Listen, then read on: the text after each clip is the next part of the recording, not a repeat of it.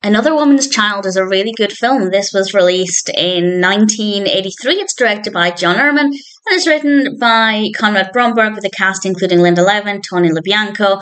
We also have Doris Roberts. It's because of Doris Roberts that I became aware of this film, and I'm pleased I had a reason to watch it because I really enjoyed it. Mike and Terry are a couple, and all of a sudden they have to look after the daughter of Mike's affair. And they have to look after this child because her mother has been sick, and obviously without her mother there, she has nowhere else to go. And then she finds out that Mike is her father. And I have to say, the child was maybe a little bit too welcoming to her father. She's played by Tracey Gold, and she's delightful. She is a delightful child.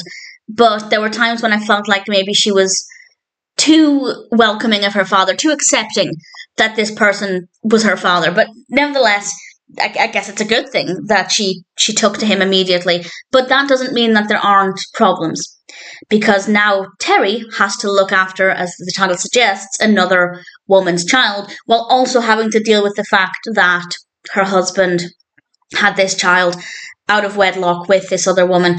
And it would have been a little different if, for example, she'd been the daughter of a previous marriage and then Mike and Terry got together years later. But that's obviously not the case. And I think there are a lot of emotional upheavals that all of the characters face. And it's very difficult for everybody. It doesn't seem that difficult for Mike, to be fair. I'm not saying he had it easy, but out of all of the characters, it seemed like he had the least emotional response, whereas certainly with Terry, having to try and work out whether she's able to discipline this child, what kind of relationship she's meant to have with this child.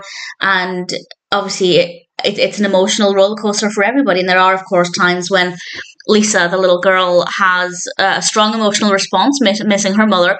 But as I said, there are times when maybe she took to the situation a little bit too easily.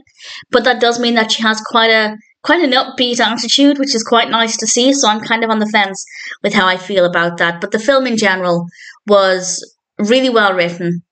It's a really enjoyable story with some great characters and really great performances. And I imagine it's a situation that some people will find themselves in. And if you do have that element of relatability, I think it would be an even more moving experience. So I thought it was a decent film, a good story, a well-executed narrative with likable characters and really great performances. And ultimately, I came away from it feeling really satisfied with the experience. Another Woman's Child is a good film.